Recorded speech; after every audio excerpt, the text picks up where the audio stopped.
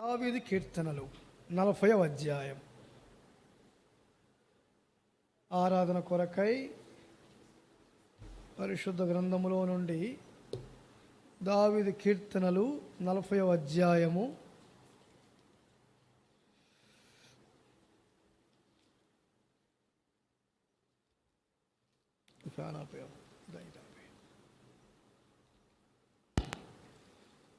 ఇది మొదటి రెండవ వచనములు లేదా రెండవ వచనం అందరం కలిసి చదువుకుందాం. 40వ అధ్యాయము రెండవ వచనం మాత్రమే అందరము కలిసి చదువుకుందాం.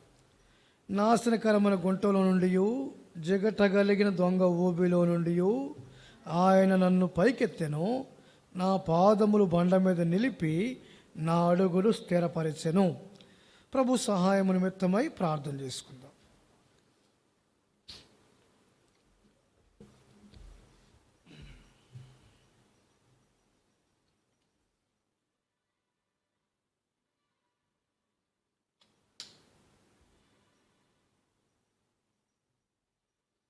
ప్రేమ కలిగిన మా ప్రియమైన తండ్రి, పరిశుద్ధుడు అయిన మా ప్రభువా, సర్వోన్నతమైన స్థలములలో నివసించువాడా,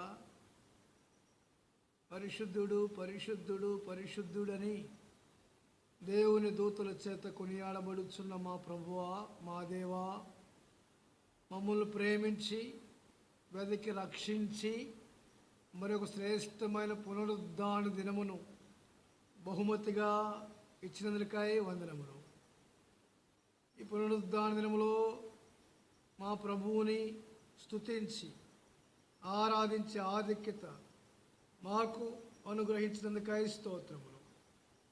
మీ సన్నిధికి చేరి వచ్చిన పరిశుద్ధులు మీ ప్రజలైన వారిని బట్టి వందనములు. రాగలిగిన వారిని, మార్గంలో ఉంచిన వారిని సకాలములో క్షేమముగా నడిపించమని ప్రార్థిస్తూ ఉన్నాం. ఇంతవరకు పాటల ద్వారా మీ పరిశుద్ధ నామమును మహిమపరుస్తూ వచ్చినాం. అందునిమిత్తమై వందనములు. ఆరాధన వర్తమానము కొరకై కొన్ని తలంపులు మీరు మాకు దయచేయము. దైవికమైన తలంపులు పరిశుద్ధ గ్రంథములో నుండి మాకు మీరు మంచి బోధకుడిగా ఉండి బోధ చేయము. మేము ఎలా ఆరాధించాలో మీరు మాకు తండ్రిగా నేర్పించమని ప్రార్థిస్తూ ఉన్నాం. నిలబడుతున్న మీ దాసుడునని నన్ను జ్ఞాపకం చేసుకునము. మీ సిలువ వెనుక దాచి మీ సిలువ రక్తములోనే కప్పి వాడుకును. మాకు కాదు యెహోవా, మాకు కాదు, నీ కృపా సత్యమును బట్టి మీ నామమునకే మహిమ తెచ్చుకొను. మీ ధర్మశాస్త్రములో నుండి అనేకమైన సంగతులు గ్రహించినట్లుగా మా కన్నులు తెరువుము. వారు కన్నులెత్తి చూడగా యేసు తప్ప ఏమీ కనబడను. మా ప్రభువుని మేము ఆరాధించుట కొరకై మమ్మను సిద్ధము చేయము. దృశ్యమైన అదృశ్యమైన చీకటి శక్తులను బంధిస్తూ ఆరాధన క్రమముగా మర్యాదగా జరగటం ద్వారా శత్రువైన సాతానికి సిగ్గుకరముగా సమస్తమైన మహిమ ఘనత ప్రభావములు మీకు చెల్లించుకుంటూ మీ ప్రియ కుమారుడు మహారక్షకుడైన యేసు క్రీస్తు నామములో స్తుతించి ప్రార్థిస్తున్నాము తండ్రి, ఆమేన్. దేవుడు మనల్ని ప్రేమించి మరొక శ్రేష్టమైన పునరుద్ధాన దినమును బహుమతిగా ఇస్తూ వచ్చినాడు. అందును బట్టి మన ప్రభువుని మనం ఎంతైనా స్తుతించబద్దులమై ఉంటూ ఉన్నాం. ఆరాధన కొరకై దేవుడు దావీదు కీర్తన 40వ అధ్యాయము 2వ వచనం ద్వారా మనం మాట్లాడుకుంటూ ఉందాం. చదవండి. 40వ అధ్యాయము 2వ వచనం. నాశనకరమైన గుంటలో నుండి, జగటగల దొంగ ఊబిలో నుండి నన్ను పైకెత్తెను. బండ మీద నిలిపి నా అడుగులు స్థిరపరిచెను. నా పాదములు బండ మీద నిలిపి. మన ప్రభువుని ఆరాధించే విధానంలో మనము స్థితి, గతించిన స్థితి, ప్రస్తుతం యొక్క స్థితి ఇక్కడ రాయబడతా వచ్చింది. అంటే భూతకాలము, వర్తమాన కాలము వివరించబడతా వచ్చినది. ఈ వచనములోనే భూతకాలమున్నది. భూతకాలము అనగా జరిగిపోయిన కాలము, వర్తమాన కాలము అనగా జరుగుచున్న కాలము, భవిష్యత్ కాలము అనగా జరగబోయే కాలం. ఇప్పుడు వర్తమాన కాలములో ఎలా ఉన్నామో దాన్ని బట్టి మనం ప్రభువుని ఆరాధించాలి. భూతకాలము వివరించబడింది, వర్తమాన కాలము వివరించబడింది ఒకే వచనములో. భూతకాలం ఏమిటి? ఆయన నన్ను పైకెత్తెను. వర్తమాన కాలం ఏంటి? నా పాదములు బండ మీద నిలిపి నా అడుగులు స్థిరపరిచెను. ఇప్పుడు ఈ సందర్భమును మనం ఆలోచన చేస్తే ఒకప్పుడు మన స్థితి ఇక్కడ స్పష్టంగా తెలియబడతా వచ్చింది. ఒకప్పుడు మన స్థితి ఎలాంటి స్థితి? భూతకాలములో నాశనకరమైన గుంట, జగటగల దొంగ ఊబి, అది మన పరిస్థితి. రక్షణ పొందక మునుపు యేసుక్రీస్తు ప్రభువుని ఆరాధించే అనుభవములోనికి రాకమునుపు, యేసుక్రీస్తు ప్రభువారు మన జీవితంలోనికి రాక మునుపు ఇది మన పరిస్థితి. ఎప్పుడైతే యేసుక్రీస్తు ప్రభువారు మన జీవితంలోనికి ప్రవేశించినాడో అప్పుడు మన పరిస్థితి బండ మీద నిలిపి, నా పాదములు బండ మీద నిలిపి నా అడుగులు స్థిరపరిచెను. ఆ బండ ప్రభు అయిన యేసు క్రీస్తే అని పరిశుద్ధ గ్రంథము మనకు సెలవిస్తూ ఉన్నది. రండి చూద్దాం. పరిశుద్ధ గ్రంథములో నుండి అపోస్తలుడైన పౌలు రాసినటువంటి మొదటి కొరింథీయులకు రాసిన పత్రిక 10వ అధ్యాయము. అపోస్తలుడైన పౌలు ఆ బండల గురించి వివరిస్తూ, ఏ బండో అది పరిచయం చేస్తూ, ఆ బండ యొక్క స్థితిగతులు ఏమిటో వివరిస్తూ ఇక్కడ స్పష్టముగా నేర్పిస్తూ ఉన్నాడు. రండి, మొదటి కొరింథీయులకు రాసిన పత్రిక 10వ అధ్యాయము 1 నుండి 4 వచనములు. ఇష్టము లేదు ఉండిరి,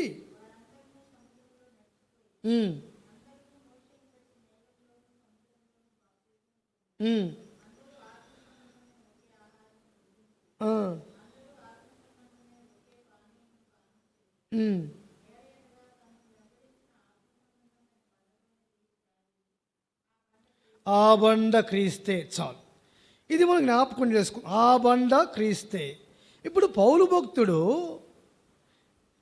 పితరులను జ్ఞాపకం చేసుకుంటున్నాడు. మన పితరులను, మనకి మాదిరికరమైన పితరులను ఇశ్రాయేలు ప్రజలను జ్ఞాపకం చేస్తూ ఉన్నాడు. ఇక్కడ యేసుక్రీస్తు బండ క్రీస్తే అని పరిచయం చేస్తూ ఈ పరిచయములో భాగముగా అంటున్నాడు, మన పితరులందరూ మేఘములో ఉండిరి, సముద్రములో నడిచిపోయిరి, మేఘములో మోషేని బట్టి సముద్రములో బాప్తిస్మము పొందిరి.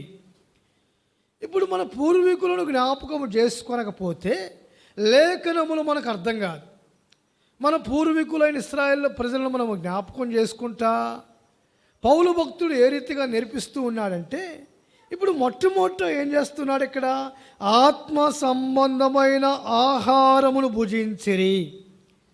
రక్షించబడిన మన జీవితంలో క్రీస్తే మన బండగా ఉన్నప్పుడు, ఆ బండ మీద మన పాదములు నిలిపినప్పుడు, రక్షణ అనుభవములో మొట్టమొదట మన జీవితంలో జరిగిన కార్యము ఆత్మ సంబంధమైన ఆహారమును భుజిస్తూ ఉన్నాము.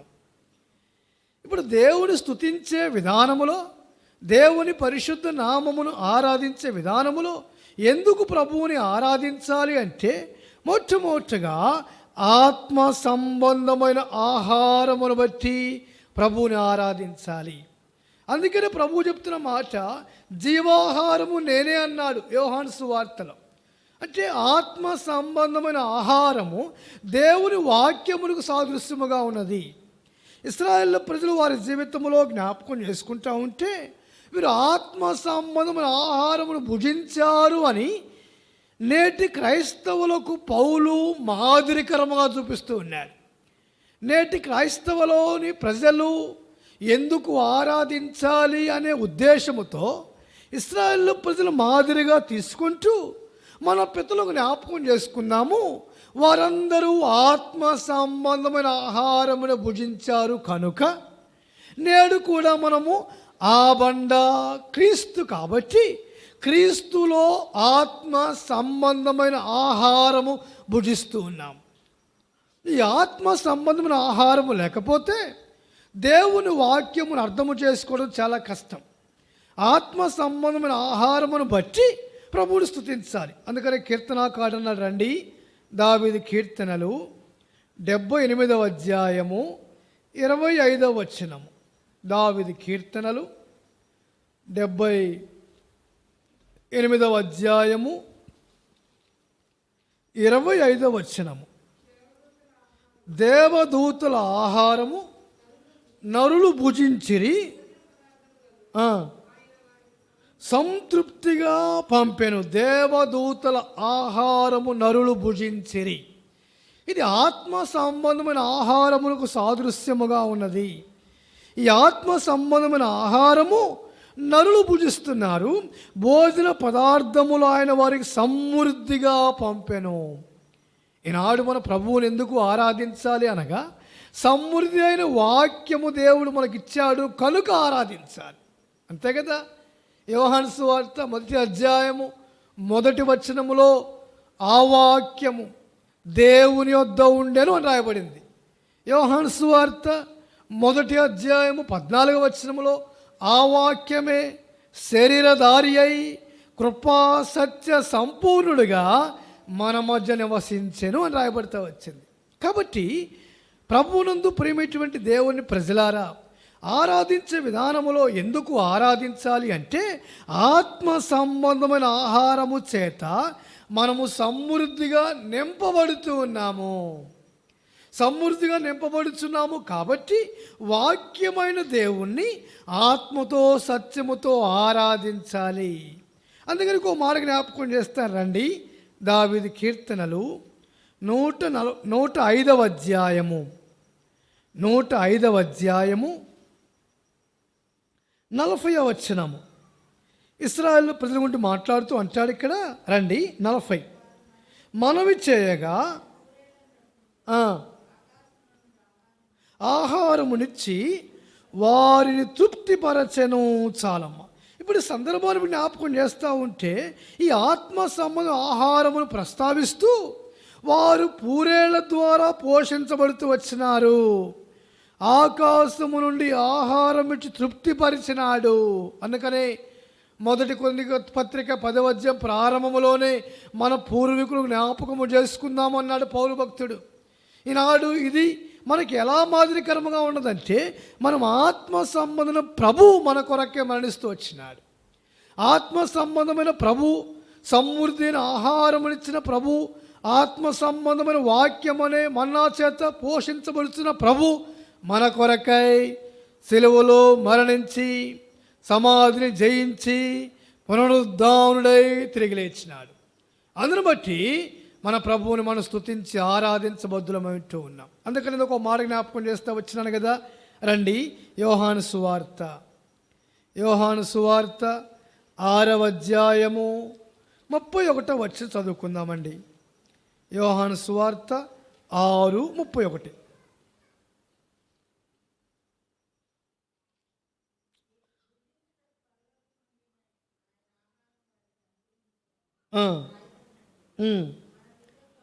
అరణ్యములో మన్నాను భుజించిరని. ఇక్కడ సందర్భాన్ని బట్టి ఆలోచన చేస్తే, భుజించుటకు పరలోకములో నుండి ఆయన ఆహారము వారికి అనుగ్రహించెను. భుజించటానికి ఆహారం ఇది. ఈ భుజించడానికి వచ్చిన ఆహారమే మన కొరకై ప్రభు అని యేసుక్రీస్తు నామమును ధరించుకుంటూ వచ్చినాడు. అందుకనే పౌలు భక్తుడు అన్నాడు, ఆత్మ సంబంధమైన ఆహారమునే భుజించిరి. ఇది మొట్టమొదటి అనుభవం.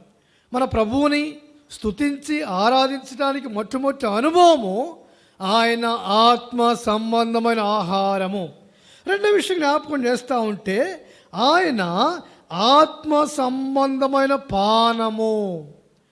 ఆత్మ సంబంధమైన పానమునే పానము చేసిరి అన్నాడు ఇక్కడ 4వ వచనములో.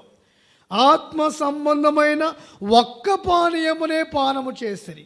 చూడండి, ఇక్కడ ఇశ్రాయేలు ప్రజలు అరణ్యములో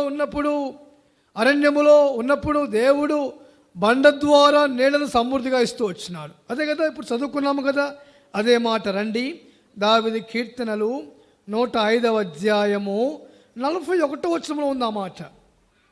105:41. బండను చీల్చగా నీళ్లు ఉబికి వచ్చెను, ఏరులై పారెను. బండను చీల్చగా నీళ్లు ఉబికి వచ్చెను. ఇప్పుడు బండను చీల్చగా ఒకే పానమును పానం చేస్తూ వచ్చినారు. యేసుక్రీస్తు ప్రభువారు అంటున్నాడు, జీవజలము నేనే, నేనిచ్చు నీళ్లు త్రాగువాడు ఎన్నడూ దప్పికొనడు. ఎక్కడుందన్నమాట? యోహాను సువార్త 4వ అధ్యాయంలో సమరయ స్త్రీతో మాట్లాడుతున్న మాట. అమ్మా, దాహముగా ఉన్నదా? అయితే నేనిచ్చు నీళ్లు త్రాగువాడు ఎప్పటికీ దప్పికొనడు. అంటే ఏంటి? యేసుక్రీస్తు ప్రభువారు మనకు పానీయమునిస్తూ వచ్చినాడు, ఆత్మ సంబంధమైన పానీయము. యేసుక్రీస్తు ప్రభువారు ఆనాడు మన పూర్వీకులకు, ఇశ్రాయేలు ప్రజలకు ఎలాగా నీళ్లు సమృద్ధిగా ఇస్తూ వచ్చినాడో ఆ నీళ్లు నేడు కూడా మన ప్రభు అయిన యేసుక్రీస్తు వారు మనకి సమృద్ధిగా ఇస్తూ వచ్చినాడు. రండి చూద్దాం లేఖన భాగములో నుండి నిర్గమాకాండము 16వ అధ్యాయము. నిర్గమాకాండము 16వ అధ్యాయము 15వ వచనము. 16-15. ఇశ్రాయేలు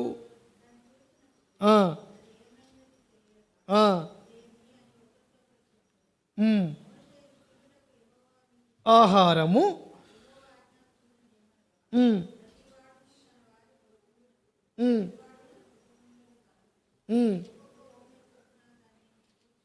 35వ వచనం అదే అధ్యాయములో.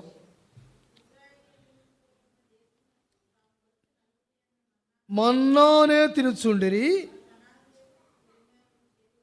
ఇప్పుడు సంఖ్యాకాండములోకి వద్దాం. సంఖ్యాకాండము 20వ అధ్యాయము 11వ వచనం. సంఖ్యాకాండము 20వ అధ్యాయము 11వ వచనము.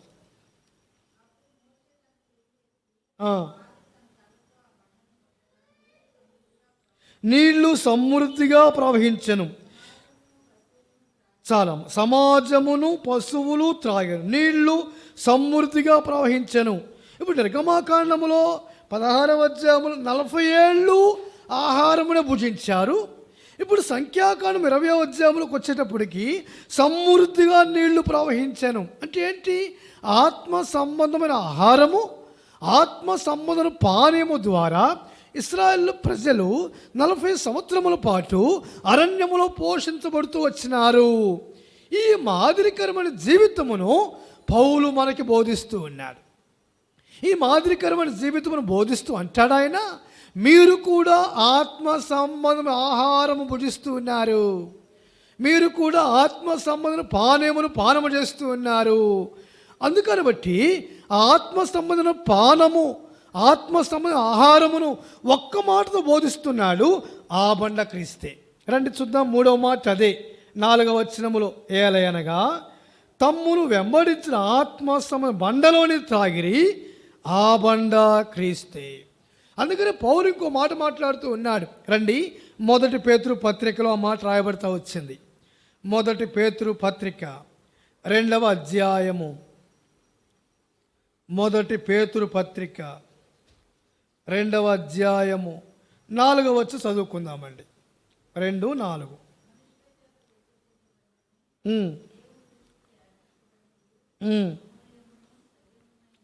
సజీవమైన రాయగు ప్రభువునద్దుకు వచ్చిన వారై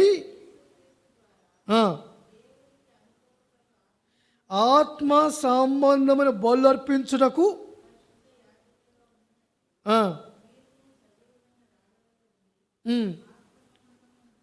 మందిరముగా కట్టబడుచున్నారు. చూడండి, పేతురు ఇంకా లోతుగా వెళ్ళినాడు. పౌలేమో ఆత్మ సంబంధమైన ఆహారము, ఆత్మ సంబంధమైన పానీయము, ఆత్మ సంబంధం బండ అన్నాడు. పేతురు తన పత్రికలో ఇంకా ప్రభువుకు దగ్గరగా ఉండి మాట్లాడుతున్నాడు. ప్రభువుకు దగ్గరగా ఉండి ఏం మాట్లాడుతూ ఉన్నాడు? అమూల్యమునైన సజీవమైన రాయి. అంటే యేసుక్రీస్తు ప్రభువారిని పేతురు భక్తుడు ఎలా పోలుస్తూ ఉన్నాడంటే, ఆత్మ సంబంధమైన బలులు అర్పించుటకు పరిశుద్ధ యాజకులుగా ఉండునట్లు మీరును సజీవమైన రాళ్ల వలె ఉన్నారు. చూడండి ఎంత దగ్గర పోలిక రాయబడిందో.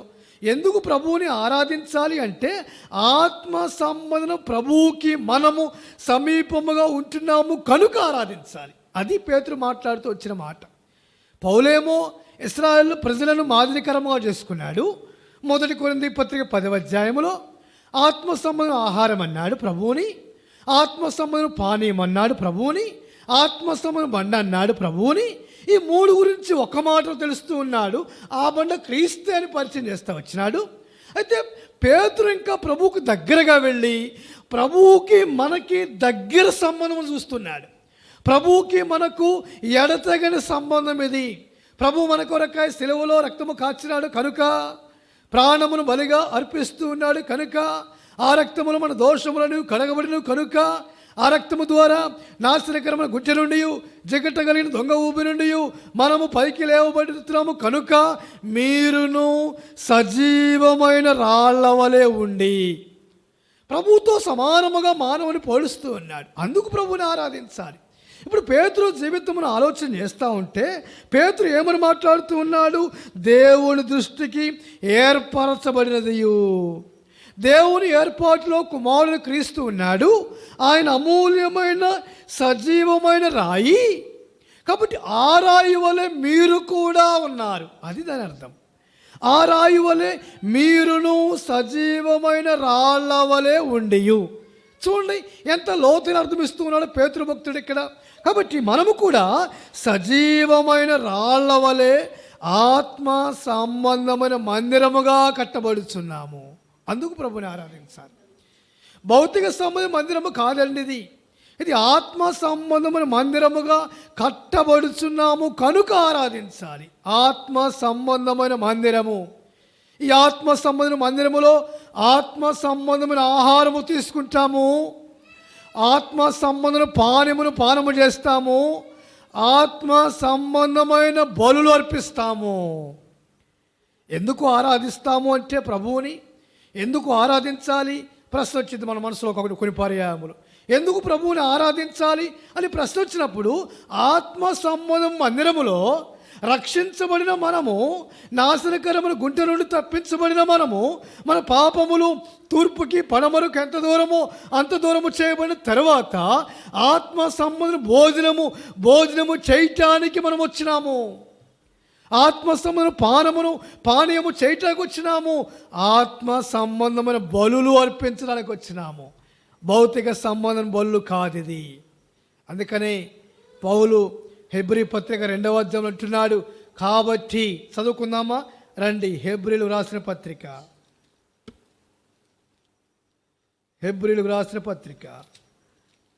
2వ అధ్యాయము 14-15 ఉన్నాయి, కలిసి ఉన్నాయి.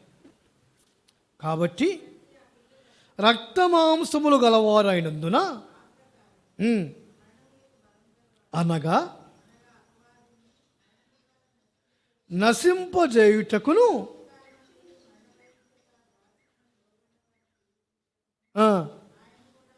ఆయన కూడా రక్తమాంసములలో పాలివాడాయను. ఇది ప్రభు గొప్పతనం. మరణము ద్వారా నశింపజేయుటకును జీవిత కాలం అంతయు మరణ భయము చేత దాస్యమునకు లోబడిన వారిని విడిపించుటకును ఆయన కూడా రక్తమాంసములలో పాలివాడాయను.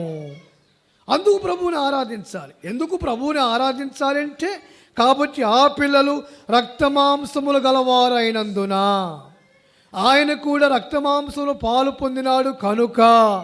అంటే యేసుక్రీస్తు ప్రభువారు మన కొరకై సిలువలో మరణించి సమాధిని జయించి పునరుద్ధానుడై తిరిగి లేచినాడు కనుక మన ప్రభువుని ఆరాధించాలి. అందుకనే దావీదు కీర్తన 40వ అధ్యాయం 2వ వచనములో నాశనకరమైన గుంట జిగటగల దొంగ ఊబి బండ మీద పాదములు నిలిపెను. మళ్ళీ జ్ఞాపకం చేస్తాను, మనం ఆరాధనలోకి వెళ్ళిపోదాము. నాశనకరమైన గుంట జిగటగల దొంగ ఊబి తర్వాత పాదములు బండ మీద నిలుపుతూ వచ్చినాడు. అంటే వర్తమాన కాలంలో మన స్థితి ఎలా ఉన్నది? భూతకాలంలో ఎలా ఉంటుందో నేర్చుకుంటూ వచ్చినాం. వర్తమాన కాలంలో మన పరిస్థితి ఎలా ఉన్నది? మన పరిస్థితి మొట్టమొదటిగా ఆత్మ సంబంధన ఆహారము ప్రభు ద్వారా సమృద్ధిగా మనకి దొరుకుతూ ఉన్నది కనుక మనం ఆరాధించాలి. రెండవది ఆత్మ సంబంధన పానము ద్వారా, ఆ పానము ప్రభు అని క్రీస్తే అని గుర్తెరిగి మనం ప్రభు ఆరాధిస్తూ ఉన్నాం. మూడవది ఆత్మ సంబంధమైన బలుల ద్వారా మన ప్రభువుని ఆరాధిస్తూ ఉన్నాం. ఎందుకంటే మనము సజీవమైన రాళ్ల వలె ఆత్మ సంబంధమైన మందిరముగా కట్టబడుతున్నాం. చెప్పండి, మనము ఆత్మ సంబంధమైన సజీవ రాళ్ల వలె ఆత్మ మందిరముగా కట్టబడుతున్నాం. అందుకు ప్రభువుని ఆరాధించాలి. అర్థమైంది అనుకుంటాను. ఎందుకు ప్రభువుని ఆరాధించాలో సింపుల్. ఇశ్రాయేల్ ప్రజలనేమో పౌలు 1 కొరింథీ పత్రిక 10వ అధ్యాయంలో మాదిరికరముగా ఉంచాడు. రెండవది మన జీవితంలోకి వస్తే పేతురేమో 1 పేతురు పత్రిక 2వ అధ్యాయంలో ప్రభువుకి మనకి దగ్గర పోలు చూపిస్తూ సింపుల్. కన్ఫ్యూజ్ అవ్వాల్సిన పని లేదు. ఇందులో కన్ఫ్యూజ్ అయిపోయి ఎక్కడికి వెళ్ళాల్సి, ఏం ఆరాధించాలా, ఎలా ఆరాధించాలా, దేవుని వాక్యం ఏం చెప్పిందా, నేనేమో వినలేదు కదా, కన్ఫ్యూజ్ ఏమీ అవసరం లేదు. సింపుల్. పౌలేమో ఇశ్రాయేలు ప్రజల మాదిరిగా చూపించాడు. ఆత్మ సంబంధమైన ఆహారం అన్నాడు, ఆత్మ సంబంధమైన పానీయం అన్నాడు, ఆ బండ క్రీస్తే అన్నాడు. పేతురేమో కొద్దిగా ముందుకెళ్ళి మీరే ఆరాళ్ళు అన్నాడు. ఆయనేమో సజీవమైన రాయి అన్నాడు, మీరే ఆరాళ్ళుగా కట్టబడుతున్నారు, ఆత్మ సంబంధ మందిరముగా ఉన్నారు కనుక ఆత్మ సంబంధ బలులు అర్పించడానికి వచ్చినాం. బలులు అనగా హృదయపూర్వకమైన ఆరాధన. ఆ దినాల్లో బలర్పించేవారు. ఆ దినాల్లో శ్రేష్టమైన ఏడాది గొర్రె పిల్లను కానివ్వండి, మేక పిల్లను కానివ్వండి, తర్వాత పక్షులను కానివ్వండి బలి అర్పిస్తూ వచ్చేవారు. ఇప్పుడైతే మనమే మన ప్రభు అయిన యేసు క్రీస్తు మన పక్షముగా సిలువలో సంపూర్ణమైన బలి అయిపోయాడు కనుక మన హృదయము ద్వారా బలి అర్పించాలి. విరిగి నలిగిన మనసే ఆయనకి ఇష్టమైన బలి అన్నాడు కీర్తనాకారుడు దావీదు కీర్తనలో. అంటే హృదయపూర్వకముగా, అవును ప్రభువా ఇది ఆత్మ సంబంధమైన బలి, నీవు మా కొరకు సిలువలో ప్రాణమును బలిగా అర్పించినావు కనుక మేము హృదయపూర్వకము ఆరాధిస్తున్నాను ప్రభువా అని సంపూర్ణముగా విరిగి నలిగిన మనసు కలిగి మన ప్రభువుని మనం ఆరాధించేదాని కొరకై మనం ఇష్టపడుతూ ఉందాం. ఆరాధనలోకి వెళ్ళే ముందుగా ఒక పాట పాడుకుందాం.